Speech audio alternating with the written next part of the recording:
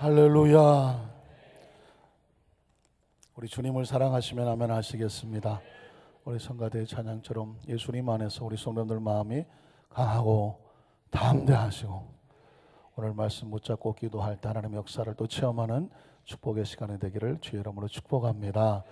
잠깐 기도하겠습니다. 하나님, 하나님의 음성은 늘 하나님 백성들이 강하고 담대하기를 원하시는 하나님의 마음을 우리 찬양을 통해서 하나님께 영광을 돌리고 우리의 심령 속에 다시 새기게 하시니 감사합니다. 세상은 포장하고 그리고 위장하고 허세를 떨며 우리를 두렵게 하려고 합니다. 그러나 하나님의 사람들은 그 위에 계시는 하나님을 발견하고 약속을 발견하고 오늘 말씀을 듣고 함께 기도할 때에 하늘에서부터 채워지는 강하고 담대함이 그리고 하나님의 약속과 은총과 축복이 치유와 생명이 이 시간 강하게 임하게 도와주시옵소서. 한 주간 정말 어떤 일을 당해서 아프고 힘들고 절망하고 좌절하고 주저앉고 싶은 처절한 눈물과 상처가 있다고 할지라도 오늘 주님은 회복해 주시기를 원하십니다. 치료해 주시기를 원하십니다. 일으켜 세워주시기를 원하십니다. 하나님의 백성은 하나님의 자존심입니다. 하나님 백성들이 하나님의 자존심을 끌어안고 일어서게 하여 주시옵시고 하나님의 자존심을 세상에 회복시켜내는 축복의 통로들이 되게 도와주시옵소서. 한 사람도 빠짐없이 이 성전을 나갈 때 강하고 담대한 하나님의 심령과 마음을 끌어안고 당당하게 세상을 향해 돌진해 나가는 죄 용사들이 되게 하여 주시옵소서. 예수님 이름으로 간절히 축복하고 기도드리옵나이다. 아멘. 자, 여기서 한번 축복하실까요? 하나님이 당신을 사랑하십니다. 당신은 하나님의 자존심입니다. 할렐루야. 우리가 절망하고 좌절하고 낙심하고 슬퍼하면 하나님이 얼마나 마음에 무너지시겠어요. 나의 자존심들인데 강하고 담대하게 어떤 상황 속에 하나님께서 멋지게 만들어 가신다. 꼭 기억하시기를 주님의 이름으로 축복합니다. 한번 따라하실까요? 주를 경외하는 자의 축복. 이런 제목으로 말씀의 은혜를 나누기를 원합니다. 예수님의 비유 가운데 하나님의 사랑에 대한 비유를 여러 가지 비유가 나오는데 가장 최고의 비유 중에 하나라고 할 수 있으면 탕자의 비유입니다. 여러분, 탕자의 비유 세상 사람들도 스토리를 알 정도로 유명한 비유입니다. 두 아들 중에 작은 아들이 아버지를 떠나 먼 곳으로 갑니다. 그것도 두 눈이 시퍼렇게 아버지가 살아있는데 어차피 돌아가시면 주실 유산 나에게 달라고 하면서 그 유산을 받아가지고 먼 곳으로, 그 먼 곳이란 다른 것도 아니고 아버지의 손길만 안 미치면 되는 곳, 거기서 마음껏 자기가 하고 싶은 대로 흥청망청 그를 따라갔던 친구들과 함께 마음껏 물쓰듯 돈을 쓰며 행복을 만끽하며 삽니다. 그것이 행복인 줄 알았죠. 그러나 설상가상 그들에게 찾아온 것은 환난과 기근이었습니다. 돈 떨어지면 뭐 떨어지나요? 신발 떨어지고 친구 떨어집니다. 돈 떨어지면 신발 떨어지게 돼 있고 신발 떨어지면 친구가 떠나지게 됩니다. 그렇게 철석같이 있을 줄 알았던 친구들 다 떨어져 나가고 이제는 돼지치기로 전락해서 하루아침에 초라한 거지꼴로 떨어지고 맙니다. 그때 그 아들이 돌이켜 아버지에게 오기 전에 했던 말, 야, 내가 아버지께로 가야 되는데 내가 어쩌자고 여기서 이런 꼴을 하고 죽어가고 있는가. 아버지께로 돌아왔을 때 그 아버지는 그 아들을 밤새도록 문을 열어놓고 이제나 저제나 경상도 말로 하마나 하면서 기다리고 있었습니다. 용서하고 기다렸던 아버지, 그 아들을 끌어안고 그를 회복을 시켜주십니다. 여러분이 잘 알고 있는 탕자의 스토리입니다. 그런데 저는 이 탕자의 스토리에서 질문할 게 많아요. 왜 그랬을까? 왜 그랬을까? 그 중에 하나만 잡으면 그 아들이 왜 나갔을까 하는 것이죠. 낳아주고 길러주고 모든 것이 풍족하여 정말 그 아버지 품에 있으면 모든 것이 부족함이 없을 그 아들이 왜 나갔을까 하는 것입니다. 왜 나갔을까요? 그걸 왜 나한테 물어보느냐, 그런 표정이신 것 같은데, 잘못된 정보 때문에 나갔죠. 그를 유혹하던 그의 친구들이, 야, 왜 이렇게 고리타분하게 그 아버지한테 일일이 다 간섭받고 사냐. 야, 내가 아는 저 먼 곳에 가면 정말 멋지게 행복하게 우리끼리 잘 살 수 있어. 잘못된 정보가 그를 휘어잡습니다. 정작 따라야 될 아버지가 아닌 그는 잘못된 정보의 친구들을 따라서 영원히 함께 있어줄 줄 알았던 그 친구들과 함께 먼 곳에 나갔다가 그만 돈 떨어지고 잘 기억을 못하시네. 신발도 떨어지고 친구도 다 떨어지고 하루아침에 처참하게 전락해버려요. 그 아들이 돌아오면서 어떤 생각을 했을까요? 천하의 부족함이 없는 그의 아버지 아들이 이렇게 초라하고 나약한 모습으로 아버지께로 가야 하는구나. 그런 아버지 앞에서 아들이라고 하기는 고백할 수가 없다라고 종으로 여겨달라고 말합니다. 사랑하는 성도 여러분, 아마 크리스찬들 가운데서도 그 당자의 스토리가 나의 이야기입니다 라고 손들어 자수하실 분이 계시지 않을까요? 하나님의 사람이 하나님을 떠나서 내 마음껏 내가 정말 자유롭게 행복하게 누릴 거라는 잘못된 정보를 따고 세상에 나갔다가 피투성이가 되고 때로는 사업이, 때로는 직장이, 때로는 건강이, 때로는 가족마다, 때로는 친구마다 다 떨어져 버리고 홀로 남아서 처참하게 돌아서면서 아차 싶어서 이게 아닌데 내가 왜 그랬을까? 처참하게 눈물을 흘리며 서러해 보신 적이 있으십니까? 아마 이 자리에 계시다면 그것을 뚫고 나와 계셨으니까 이제는 탕자가 아니라 돌아온 탕자니까 돌탕이네. 여러분, 저도 그런 기억이 있거든요. 저도 있는데 우리 성도님들 다 갖고 계시겠죠, 한 번쯤은. 여러분, 그러나 걱정하지 마십시오. 성경에 보면 다윗도 그랬더라고요. 다윗은 누군가요? 하나님의 마음이 합한 사람 아닙니까? 오죽하면 하나님이 저는 내 마음에 합한 자라고 골리앗을 쳐서 물리치고 이스라엘의 최고의 성군으로 알려졌던 다윗도 한때는 안타깝게도 탕자와 같이 처참하게 부끄러워서 서러 울던 시절이 있었다라는 것입니다. 여러분 아시는 것처럼 골리앗을 쳐서 물리치고 나니까 다윗의 인기는 폭발적이었습니다. 백성들은 말합니다. 사울왕은 천천을 물리치는 왕이라면 다윗은 만만을 물리치는 위대한 장수라고 말했습니다. 왕보다 더 뛰어나게 칭송을 받았습니다. 이쯤 되니까 사울왕은 마음이 불안해지기 시작하죠. 저 다윗이 혹시 내 자리를 넘보는 거 아니야? 그래서 어떻게든지 혹시 다윗을 해치려고 하는 의도가 보였습니다. 다윗은 그 눈치를 챕니다. 그는 절망합니다. 내가 정말 누구를 위해서 이 골리앗을 쳐서 물리쳤단 말인가? 사울왕이 나를 죽이려고 하니 내가 어떻게 할까? 사실은 하나님의 사람의 위기를 만나면 어디로 가야 돼요?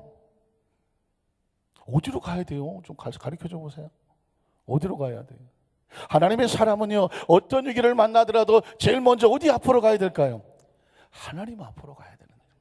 그런데 사무엘하 21장에 보면 다윗이 위기를 만났을 때 안타깝게도 다윗이 하나님 앞에 갔다는 이야기가 없어요. 왜 그랬을까요? 아마도 사울왕이 자기를 죽이려고 했을 때 다윗이 하나님께 실망을 했을까요?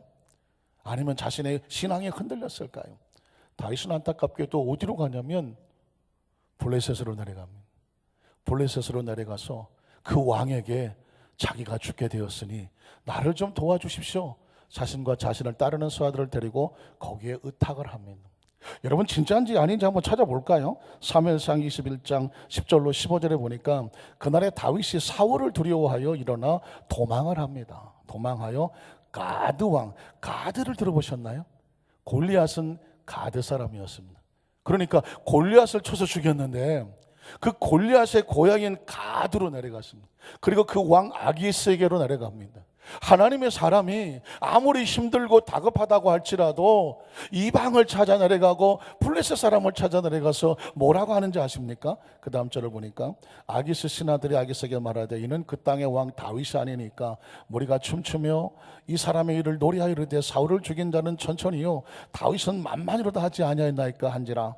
그래서 다윗이 말을 듣고 그의 마음에 두고 가드 왕 아기스를 심히 두려워하습니다.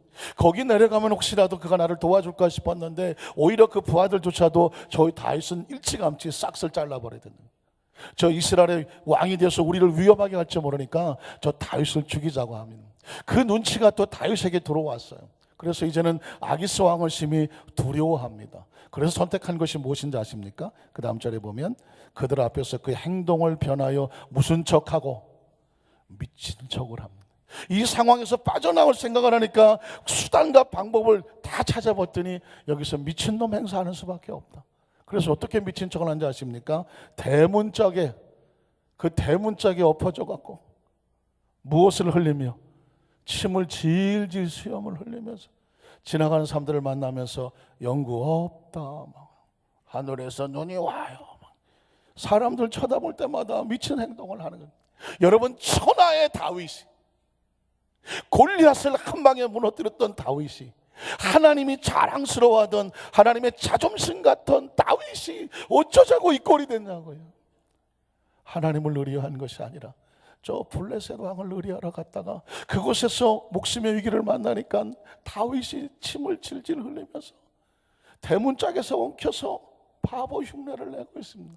왜 이렇게 행동하고 있을까요? 살려고 하는 거예요. 목숨을 부지하고 살려고. 그래서 어떻게 합니까? 그 다음 절에 보니까 아기스가 그의 신하에게 이르되 너희도 보거니와 이 사람이 미친놈이다라는 거예요.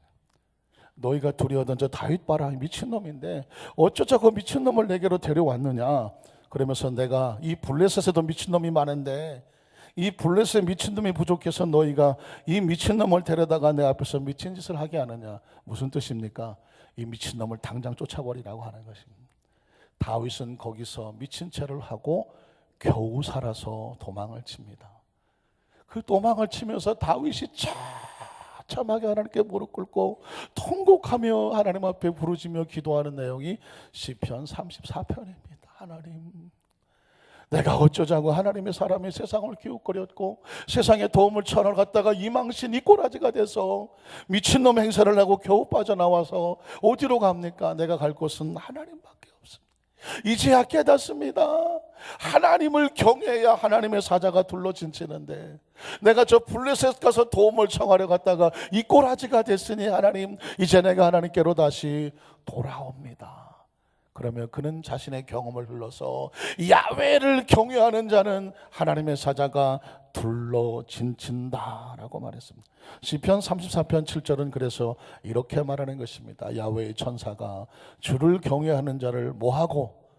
둘러진치고 그들을 건지신다는 것입니다.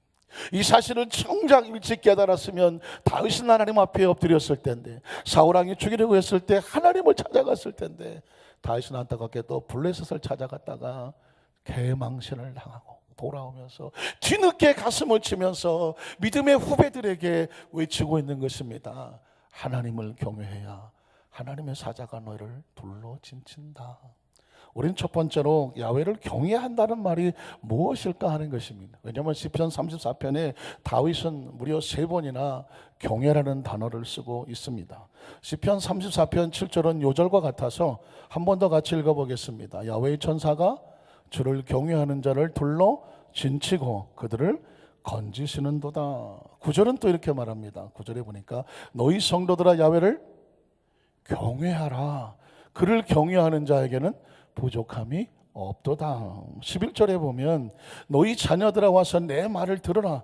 내가 야훼를 경외하는 법을 너희에게 가르칠 것이다. 왜? 경외하지 않았다가 미친놈 취급당하고 미친 척하고 도망 나왔던 뼈저린 아픔이 있기 때문에 말하는 것입니다. 한번 실패해 봤더니 아니더라는 것입니다. 그래서 그는 처절하게 하나님을 경외해야만 산다, 경외하는 법을 가르쳐 주겠다고 말씀하고 있습니다. 야훼를 경외한다. 여러분 어떠십니까? 한번 따라 하실까요? 야훼를 경외하라. 우리가 성경을 읽거나 찬양을 할 때 경외한다는 단어를 수도 없이 많이 쓰는데, 여러분 경외라는 단어를 정말 삶 속에 그대로 적용하고 계시나요? 경외라고 한다는 것은 한문으로 보면 경자는 존경한다는 거죠. 리스펙트하는, 최상의 영예를 올려드리는 것입니다. 왜라고 하는 것은 두려움입니다. 공포와 같은 거죠. 그러니까 너무너무 소중하고 귀해서, 너무너무 소중하고 귀해서 그분에 대한 최고의 존경심이 두려워 또는 경지까지 가는 것입니다. 이걸 일컬어서 경외한다고 말하는 것입니다. 그러니까 하나님의 사람들은 하나님의 면전 앞에서 어떤 심령을 가지다면 최상의 가치의 존경과 그 존경에 조금이라도 흠집이 나지 않기 위해서 두려워 조심하며 떠는 심령, 이 상태를 뭐라고 말하냐면 경외한다고 말하는 것입니다. 여러분 하나님을 경외하십니까? 히브리서에 보면 경외한다는 것을 이르하트 야훼를 말했는데 역시 우리말과 같아요. 하나님의 면전 앞에서, 하나님 면전 앞에서 두려워 떠는 그 심령의 상태를 경외한다고 하는 것입니다. 여러분 정말 어떤 사람을 만났는데 그 상대가 너무 귀하고 존귀해서 그 앞에서 두려워 떨어보신 분이 계신가요? 저는 이 단어를 생각할 때마다 제가 1994년도에 조영기 목사님 비서실장으로 발령을 받았을 때 30대 초반이었는데 30대였었는데 중반쯤 될 때였는데요. 그때 처음 조 목사님과 둘이서 엘리베이터를 탔던 장면을 잊을 수가 없어요. 이제 처음 갑자기 조 목사님 비서실장으로 발령을 받았어요. 부목사님들, 국장님들, 수행하는 장로님들 우르르 쭉 같이 왔어요. 다들 여의도 교회선 기라성 같은 분들인데 저는 30대 중반에 이제 목사 안수 3년 받은 3년밖에 안 되는 그런 상황이었거든요. 그런데 이제 목사님이 엘리베이터를 타는 거예요. 보시는 집사님이 엘리베이터를 잡았어요. 10층까지 올라가야 돼요. 다 엘리베이터 바깥에서 이제 인사를 하죠. 저는 못 들어가고 있는 거예요. 거길 어떻게 들어가요? 조 목사 혼자 타셨는데. 근데 제가 못 들어가니까 그때 당시 부목사님도 김홍원 목사님이 뒤에서 밀더라고요. 밀려 들어갔어요. 얼떨결에 밀려 들어갔어요. 그래서 그 보호집사님은 나가고 조 목사님하고 저하고 딱 엘리베이터를 탔는데 당회장실이 10층까지 있는 거예요. 숨을 쉬었겠어요, 안 쉬었겠어요? 숨을 못 쉬겠더라고요. 10층까지 올라가는데 두 분 목사님 뒤에 모시고 10층까지 올라가는데 첫날, 나중엔 조금 여유가 생겼지만은 처음에 올라가는데 이야, 세상에 10층이 그렇게 오래 올라가는 점 처음 알았습니다. 처음 당연히 조 목사님을 처음 그 사무실에서 뵐 때에 눈을 못 맞추겠더라고요. 눈을 못 맞. 그 엄청난 카리스마가 나오는데 눈을 못 맞추겠더라고요. 제가 그만큼 존경하고 사랑하고 모시는 분이었기 때문에 아마 제 마음속에 나는 그 존경과 두려움이 그런 아마 마음의 상태를 만드는 거예요. 하나라도 숨소리 하나라도 거스리지 않으려고 얼마나 조심을 했었던지 그 심령을 보면서 어렴풋 하나님의 사람들이 하나님을 향하여서 경외한다고 하면 이런 이상의 그 이상의 가장 소중한 하나님에 대한 존경과 떨림이 있어야 됩니다. 사랑하는 성도 여러분 하나님 앞에서 하나님의 존재에 대해서 하나님의 거룩한 성화에 대해서 이런 떨림이 있으십니까? 이런 존경이 있으십니까? 최상의 가치를 그분에게 돌리고자 하는 그 심령의 집중함이 있으십니까? 그 은혜가 우리의 심령 속에 움직여질 때 비로소 우리 이렇게 말하는 것입니다. 그 사람은 하나님을 경외하는 사람이라는 것입니다. 어느 교회에 가면은 교회마다 좀 특색 있는 게 있어요. 어느 교회에 가면은 예배 마치고 나가면은 저 뒷문에다가 관짝을 몇 개 갖다 놔합니다. 관을 갖다 놓습니다. 그럼 사람들이 신기해서 관을 들여다보면 그 안에 뭐가 있을까요? 거울이 있습니다. 거울. 아직 상황 파악이 잘 안 되십니까? 관을 딱 보는 순간 관 쪽에 거울이 있고 그럼 관 속에 누가 들어있는 것 같아요? 자기가 들어있는 것 같죠. 그 사람들이 깜짝 놀라죠. 그러나 그 순간 마음에서 뜨거운 눈물이 나오면서 우리 인생이란 언젠간 이렇게 관에 들어가서 이 세상을 떠날 존재니까 예배 드리러 올 때마다 자기 자신 하나님 앞에 겸손하게 낮추면서 하나님을 집중할 수밖에 없다는 거예요. 그런 교회가 있는가 하면 어떤 교회는 이 강단에다 뒤에다가 눈을 엄청나게 크게 그려놨다는 거예요. 눈. 그러니까 이 성전 이 강대상 뒤쪽에다가 벽을 그냥 눈 좀 표현을 좀 저속하게 하면 눈깔 하나를 그려요. 눈깔 하나를. 그래서 성전에 들어오면 갑자기 저 뒤에서 눈알이 이만한 게 부라리고 있는 거죠.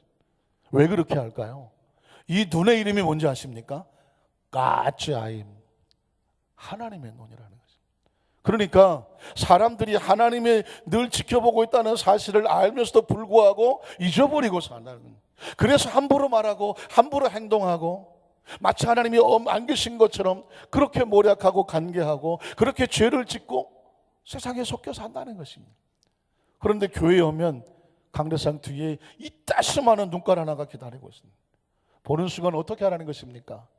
하나님이 항상 너를 어떻게 하신다? 지켜보신다는 것입니다. 한번 따라하실까요? 하나님께서 항상 나를 지켜보고 계신다.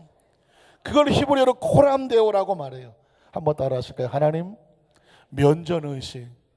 내가 어디서 무엇을 하더라도 하나님의 눈이 나를 지켜보신다는 것입니다. 그러니까 어떻게 할 수밖에 없어요? 두려워할 수밖에 없어요. 떨릴 수밖에 없어요. 그래서 하나님을 소중하게 경외하면서 이 자리에도 이 상황에도 누가 보고 계신다? 하나님이 보고 계신다는 것입니다. 사랑하는 성도 여러분, 이런 심령을 가지고 살아가는 사람이 세상 어디를 갖다 놓은들 그가 딴짓을 할 수가 있겠습니까? 그는 항상 하나님 면전의식 앞에서, 하나님의 거대한 눈 앞에서 그의 행동 하나 모든 말하는 것들을 소중하게 집어나갈 때 그 사람을 말하기를 하나님을 경외하는 사람이다. 그럼 두 번째로, 하나님을 경외하는 사람은 항상 따라다니는 단어가 하나 있는데 그건 뭐냐면 주의 사자가 함께 하더라는 것입니다. 한번 따라하실까요? 하나님을 경외하는 사람과 함께 하시는 야훼의 사자가 있습니다. 야훼의 사자. 하나님을 우리가 왜 경외해야 되느냐? 하나님을 경외하는 자에게는 야훼의 사자가 함께 하시더라는 것입니다. 여러분, 시편 34편 7절을 요절이라고 말했어요. 다시 또 읽어봅니다. 같이 읽어볼까요? 야훼의 천사가 주를 경외하는 자를 둘러 진치고 그들을 어떻게 한다고요? 건져내신다고 말하고 있습니다. 그러면 야훼의 천사, 또 먼저 성경 야훼의 사자라고 말하고 있는데 무슨 의미를 가지고 있을까? 야훼의 사자를 보면 말라크라는 단어, 말라크 야훼, 하나님의 사자라는 뜻인데, 말라크라고 하면 성경 이름 가운데 비슷한 이름이 있죠. 뭐가 있나요? 말라기가 있죠. 구약 성경의 마지막을 말라기라고 말하는데 영어 성경에 보면 말라카이라는 단어를 쓰고 있습니다. 이 말라기, 말라카이는 무슨 뜻이냐면 사자라는 뜻을 가지고 있습니다. 사자. 하나님의 사자, 나의 사자라는 의미를 가지고 있습니다. 그러니까 야훼의 천사는 뭐냐면 하나님의 사자라는 의미를 가지고 있습니다. 천사의 의미도 있지만 이 말라크라는 단어 속에는 어떤 의미도 있냐면 하늘의 군대 장관이 있습니다. 한번 따라하실까요? 하늘의 군대 장관이라는 거예요. 그러니까 하나님께서는 자기를 경외하는 자를 위해서 누구까지 동원할 수 있냐면 하늘의 군대 장관까지 동원하시겠다. 별로 반응이 없으시네요. 좀 더 큰 걸 원하십니까? 하나님께서는 자기 백성이 위기를 만날 때, 시련을 만날 때, 어떤 어려움의 상황에 빠졌을 때에 하나님의 사자, 하늘의 군대 장관을 동원해서라도 그 백성을 지켜냈습니다. 다윗은 비로소 고백하는 것입니다. 이 사람이 이 사실을 못나서 그 사울왕에게 쫓김을 당했을 때 안타깝게도 하나님의 사자가 함께 하심을 몰랐기 때문에 누굴 찾아갔어요? 블레셋을 내려갔어요. 그것도 골리앗의 고향을 내려갔어요. 아마 골리앗의 친척들이 봤으면 다윗을 때려 죽이려고 덤벼들었을 것입니다. 다윗이 왜 이 짓을 했을까? 전 지금도 퀘스천이에요. 골리앗을 때려 죽였잖아요. 그런데 어디로 도망가냐면 골리앗의 고향으로 도망을 가요. 사람이 아무리 잔머리를 꺼려서 자기가 안전한 데를 가려고 가도 가보면 죽을 곳을 찾아가는 거예요. 썩은 동아줄을 찾아가는 거죠. 결국 거기서 살아나온 게 다행이야. 비로소 다윗의 가슴을 치면서 내가 무슨 짓을 한 거야. 거의 죽었다 살아난 상황이죠. 비로소 그는 하나님 앞에 엎드려서 그 고백을 하는 것입니다. 하나님, 주를 경외하는 자는 누가 도와주셔요? 하나님의 사자가 하늘의 군대 장관을 동원해서라도 도와주신다는 것입니다. 다윗의 개인적인 고백이 아닙니다. 성경에 보면 하나님께서는요, 하나님의 군대 장관, 하나님의 사자들을 항상 동원하셨습니다. 여호수아 5장 13절로 15절을 보면 여호수아가 이제 여리고성을 무너뜨리려고 할 때에 여리고에 가까이 이르렀을 때 눈을 들어본즉 한 사람이 칼을 빼어 손에 들고 마주 서서 저기에서 걸어왔습니다. 여호수아가 나가서 그에게 묻되 당신은 우리를 위해서 오신 분입니까? 아니면 우리의 적들, 저 여리고성에서 온 그런 적입니까? 라고 물었습니다. 그랬더니 그가 이르되 아니라 나는 야훼의 군대 장관, 군대 대장이라고 말합니다. 이게 말하는 말라크 야훼라고 하는 거예요. 하늘의 사자, 더 나아가서 하늘의 군대 중에서도 장관이에요. 군대 총사령관이라고 표현하는 거죠. 지금 왔느니라. 그러니까 여호수아가 얼굴을 땅에 대고 엎드려 절하고 그에게 이르되 내 주여 종에게 무슨 말씀을 하려고 하시나이까? 야훼의 군대 대장이 여호수아에게 이르되 내 발에서 신을 벗으라. 누가 그런 말을 했던가요? 모세 앞에 났던 하나님의 사자가 그랬죠. 내가 선 곳은 거룩하니라 하니 여호수아가 그대로 행하더라는 거예요. 여호수아의 능력도 아니고 이스라엘이 원래 싸움을 잘해서 이긴 것이 아닙니다. 하나님의 군대 사령장, 야훼를 경외하는 그 백성들을 하나님의 사자가, 그것도 군대 대장이라고 표현하지 않습니까? 군대 장관이 그를 도우려고 함께 와 있다고 이미 여호수아에 기록되어 있습니다. 여러분, 창세기 32장 1절로 2절에도 이미 야곱에게도 하나님의 사자들은 함께 있었습니다. 야곱이 길을 가는데 하나님의 사자들이, 복수를 쓰고 있죠. 하나님의 사자들이 그를 찾아와서 만나게 됩니다. 그 다음 절 여러분, 야곱이 그들을 볼 때 이르기를 이는 하나님의 군대구나. 사랑하는 성도 여러분, 야곱은 홀로 길을 걸어간다고 생각했지만 야곱이 하나님 말씀을 순종하고 에서를 만나러 건너갈 때에 하나님께서는 누구를 본대죠? 하늘에 군대를 보내고 있습니다. 마하나임이라고 하는 뜻은 뭐냐면 하늘의 군대라는 뜻입니다. 사랑하는 성도 여러분, 이런 스토리가 왜 성경에 기록되어 있을까요? 하나님의 사람은 하나님이 도우신다는 것입니다. 뭔가 믿을 게 많으신 것 같은데, 아무것도 믿을 게 없는 우리에게는요, 세상에서 두려웠던 우리에게는 놀랍게도 이 하나님의 축복이 필요한 거예요. 하나님의 사람. 이 야곱은 지금 아무것도 없어요. 예서는 400명의 군대를 데리고 와요. 어쩔 줄 모르는 그에게 하나님의 사자들이 찾아옵니다. 야곱은 거기서 눈이 열려서 발견합니다. 하나님의 군대가 나를 도우러 왔구나. 마하나임이라고 말하는 것입니다. 여러분, 아마 여러분이 이쯤 되면 도단성에서도 그런 비슷한 일이 있었을 텐데 라는 생각이 들 거요. 열왕기하 6장 14절로 17절에 보니까 왕이 이에 말과 병거와 많은 군사를 보내매 그들이 밤에 가서 그 성을 에워쌌더라. 도단성을 아람의 군대가 뒤집어 썼고요, 둘러쌌다는 것입니다. 그때 하나님의 사람 엘리사를 말하거든요. 엘리사의 사원 게하시가 일찍 일어나서 나가보니 군사와 말과 병거가 도단성을 에워쌌습니다. 그래서 그의 사원이 엘리사에게 말하되 내 주여, 탄식하죠. 이제 우리가 이 아람의 군대에게 둘러싸여 있으니 이젠 큰일 났습니다. 우리는 죽었습니다. 우리가 어떻게 했으면 좋겠습니까? 라고 절망하고 탄식합니다. 그때 엘리사가 대답하되 두려워하지 말아라. 기억하십시오. 우리와 함께한 자가 그들과 함께한 자보다 많으니라고 말합니다. 우리와 함께한 자가 누굴까요? 보이십니까? 여호수아를 돌아왔던 하나님의 군대 장관이에요. 야곱을 돌아왔던 마하나임 하나님의 사자들이라는 것입니다. 사랑하는 성도 여러분, 모든 것이 평안하여 안전하신 분들에게는 별로 도움이 되지 않을 말씀일지 모르겠지만 정말 이 세상에서 하나님을 의지하며 살아가며 믿음으로 승부를 내는 사람들에게는 하나님이 말씀하십니다. 너를 돕는 하나님의 사자가 있다는 것입니다. 너와 함께한 하나님의 사자가 있다고 말하는 것입니다.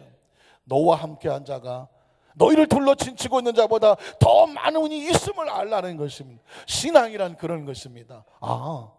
내 좌우사방에 연약하고 부족해 보여도 하나님께서 우리를 향해서 준비한 하나님의 사자가 더 많이 있음을 믿고 강하고 담대해지며 나가는, 하나님을 경외하는 것을 포기하지 않는 사람, 그 사람에게 하나님의 사자가 둘러 진치는 줄로 믿습니다. 여러분 간혹 그런 생각하지 않나요? 제가 어느 집에 신방을 가서 성도들하고 성경을 말씀을 나누다가 그런 얘기를 했습니다. 나이가 좀 젊었다고 생각하면 자꾸 미래에 대한 생각이 나죠. 내가 어떻게 할까? 미래 생각이 나요. 근데 조금 나이가 들었다라는 생각이 어느 날부터 들기 시작하면은 이제는 미래에 대한 생각보다는 옛날 생각이 많이 나. 나는 요즘 옛날 생각이 많이 난다. 돈 쓰시네. 예, 저하고 연배가 비슷하신 것 같아요. 조금 옛날 생각이 자꾸 난다고 생각하면 이제 좀 나이가 좀 들어가시는 거예요. 근데 우리 교회는 우리 집사님하고 저밖에 없어요. 나머지 분들은 다 젊으신 것 같아요. 근데 자꾸 기도해도 옛날 생각이 나고, 성경을 봐도 옛날 생각이 나고, 하나님 엎드리면 옛날 생각이 나. 그런데 옛날 생각이 뭔지 아세요? 내가 그때 진짜 여러 번 죽을 고비를 넘겼는데 어떻게 살았을까 하는 것입니다. 아마 여기 있는 성도님들도 그런 경험이 있었을 거예요. 수도 없이 내가 죽었으면 그때 죽었을 텐데 내가 그때 어떻게 살아났지? 그건 정말 상상할 수 없는, 저는 개인적으로 그런 게 수도 없이 많이 있는데 말씀을 묵상하다 보니까 가장 불가사의한 것이 뭘까 생각했더니 제가 20대 때에 야간 신학대학을 다니면서 낮에는 대우실업에 직장을 다닌 적이 있었습니다. 거리가 멀어서 제가 회사 근처에다가 방을 하나 얻어놓고 이제 그렇게 조금 편하게 다녀보겠다고 마음 먹은 첫날이었습니다. 방을 하다 놓고, 월세죠. 그리고 이제 첫날이었어요. 근데 그 집에서도 안 쓰던 방을 도배를 해서 방을 월세로 준 거예요. 근데 그날따라 비가 낮에부터 왔고 밤새도록 왔어요. 그래서 밤새도록 비 올 때는 연탄가스를 조심해라. 그래서 물을 떠다 놓은 것까지도 제가 기억이 나요. 그런데 그 밤에 무슨 일이 일어났는지 아십니까? 그 집에 그 주인집 아주머니가 새벽 1시 반에 갑자기 화장실을 가고 싶어서. 비는 어슬 막 부슬부슬 내리는데 옛날 화장실은 어디 있나요? 바깥에 있어요. 변속관 뒤에 있다고. 그럼 마당을 가로질러 가야 돼요. 비는 내리고 변속관은 저기 있고, 그게 가기가 쉬운 게 아니에요. 근데 거기를 가려고 나오신 거예요. 그런데 보니까 제 방에 불이 켜 있고 애기 우는 소리가 들리더라는 것이죠. 주인 아줌마가 볼 때 왜 저런 소리가 나지? 왜 불이 켜 있지? 1시 반인데. 화장실에 급하니까 갔다 오시다가 그냥 들어가셨으면 저는 여기 서 있지도 못합니다. 그분이 애기 우는 소리가 나고 불이 켜있고 그래서 1시 반에 제 방을 열었어요. 그랬더니 열어봤더니 제가 거꾸러져서 일어나려고 뻐든거리는데 얼굴에 코피를 흘리고 막 뻐든거리고 있더라는 것입니다. 연탄가스를 먹은 거죠. 그럼 왜 애기 우는 소리가 났느냐? 예전에 혹시 아십니까? 야외 전축에서 야전이라는 거 아시죠? 레코드판을 꽂을 수 있으면서도 라디오도 들을 수 있는 거예요. 라디오를 제가 켜놓고 그냥 잠이 들어버린 거예요. 불도 켜놓고. 그 밤에 연탄가스를 먹은 거예요. 그러니까 앵앵앵 거리면서 라디오 소리가 나는데 그거를 애기 우는 소리로 들렸어요. 그 집 아주머니가 깜짝 났죠. 그 순간 막 그 집안이 난리가 나고 사람이 죽어가니까요. 그리고 나서 제가 한 30분, 1시간 정도 있었을까요? 갑자기 정신이 팍 들어왔어요. 사람이 그렇게 가더라고요. 가는 줄 모르고 가고요. 살라고 하면 갑자기 정신이 들어와요. 제가 딱 들어왔어요. 의식이 들어와서 보니까 이분이 저를 살리려고 땅바닥에다가 엎어놨어요. 비가 오는 땅바닥에. 왜? 흙냄새 맡더라고요. 보니까 여기에 김칫국 냄새가 잔뜩 묻었더라고요. 아마 강제로 김칫국을 먹였는지 냄새를 맡게 했는지, 그리고는 땅에다가 엎어놓은 거예요. 흙냄새 맡으라고. 추운 거예요. 비를 그렇다고 맞고. 그래서 막 춥다고 말하고 의식이 돌아오니까 사람들이 옆에서 웅성웅성 거리는 거예요. 야, 살았어, 살았어. 보니까 동네 사람이 다 나왔어. 다 서 있는 거예요, 바깥에. 사람이 죽었다고 생각을 한 거죠. 그리고도 한참 있다가 119에서 구급차가 와요. 경기도 도립병원에 제가 실려갔어요. 아마 3시쯤 된 것 같아요. 제가 처음 갔어요. 인공호흡기를 꽂고 누워있는데 텅 빈 병원실인데 좀 있더니 막 밀려오기 시작하더라고요. 4시, 5시 막 밀려 들어와요. 어떻게 된지 아십니까? 제 뒤로 오신 분들은 다 돌아가셨어요. 제 뒤로 돌아가셨어요. 왜? 너무 많이 먹었어. 너무 많이 먹었어. 근데 저는 그 아주머니가 갑자기 새벽 1시 반에 화장실을 가려고 변속관 나가시다가 저를 발견한. 여러분, 이건 정말 불가사입니다.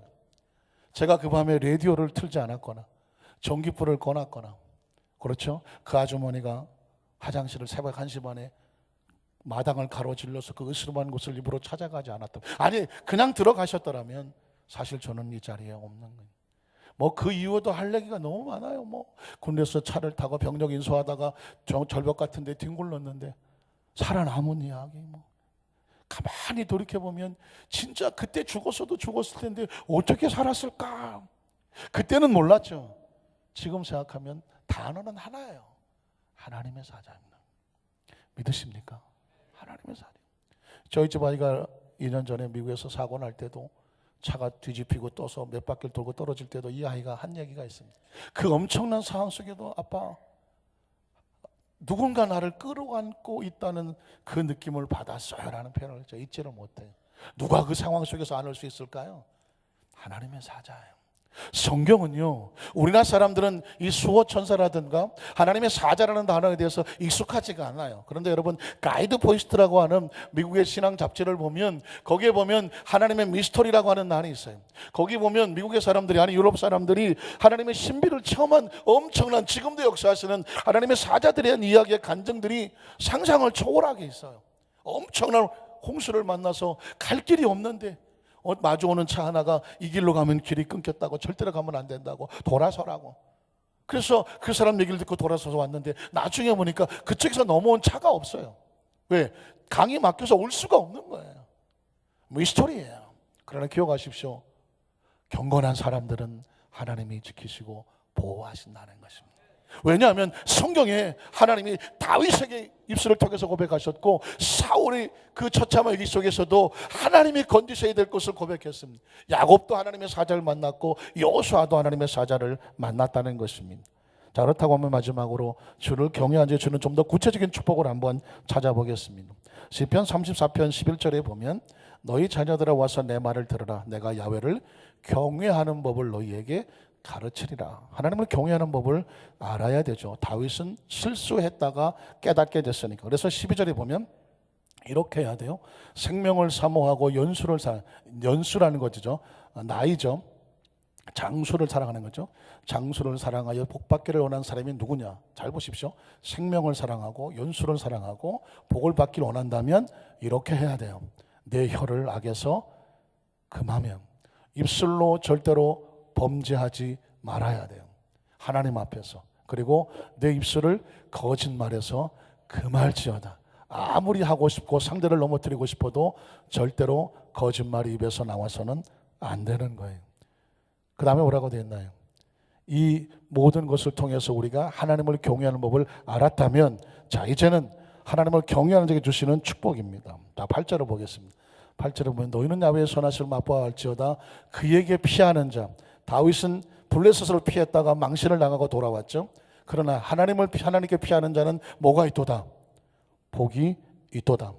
9절에 보면 너희 성도들아 야훼를 경외하라. 그를 경외하는 자에게는 부족함이 없도다.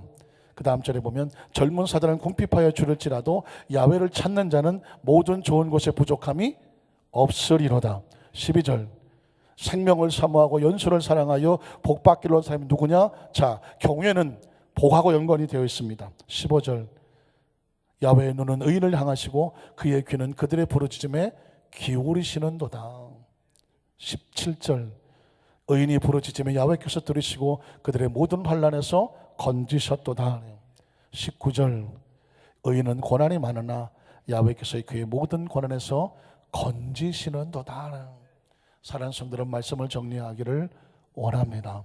제가 저희 집에 어항이 2개 있다고 저는 말씀을 드렸는데요. 어항을 키워보시면 알지만 이 어항에 물고기들이 간혹 바깥으로 튀어나오죠. 마루에서 자겠다고 나온 놈들이 간혹 있습니다. 그러죠? 그래서 마루에서 자겠다고 튀어나온 놈들이 제가 바로 발견하면은 도로 집어넣으면 살아요. 그런데 뒤늦게 발견하면 뭐가 되어 있을까요? 마른 멸치가 되어 있고 북어가 되어 있고 조기 굴비가 되어 있더라고요. 삐쩍 말라서 생명을 잃었더라고요. 전 그때 그걸 보면서 아니 물고기는 왜 물 밖에 나오면 이렇게 삐쩍 마르고 물속에 들어가면 저렇게 윤택하고 피부가 보들보들할까? 사람은 물속에 들어가면 막 피부가 부르트고 물 밖에 나와야 되는데 그때 제가 깨달아지는 게 뭐냐면 노는 물이 다르구나. 물고기와 사람은 노는 물이 달라. 물고기는 물속에 살아야 되고요. 사람은 공기 속에 살아야 돼요. 세상 사람들은요, 죄 속에 살아야 재미가 있어요. 그러나 크리스찬은 죄 속에 살면 마른 명태, 아니 마른 북어대가리가 돼. 굴비가 되고요. 메루치가 돼. 삐쩍 말아서 생기가 없어. 하나님의 사람은 노는 물이 달라. 어떻게 살아야 되느냐? 경외하며 살아야 돼. 하나님을 경외하고 살아야 그게 물 안에 있는 물고기와 같이 윤택하고 부족함이 없는 거예요. 그러니까 크리스찬은요, 하나님 안에 살아야 돼. 말씀 안에 살아야 되고 하나님을 경외하고 살아야 돼. 그러면 그 물이 물고기의 모든 것을 공급해 주는 것처럼 하나님을 경외함이 우리의 삶을 윤택하게 하고 공급해 주는 줄로 믿습니다. 그래서 주를 경외하는 자는 저희의 사자가 둘로 진치고 저를 건진다고 말했습니다. 사랑하는 성도들, 우리는 죄 속에서 행복하기는 틀린 사람들이에요. 하나님을 경외하는 것에 목숨을 걸고 하나님이 건져주고 지켜주는 애가 지금도 있다는 것을 기억하시고 이 세상에서 당당하게 나가시기를 주님의 이름으로 축원합니다. 기도하겠습니다. 하나님 아버지 감사합니다.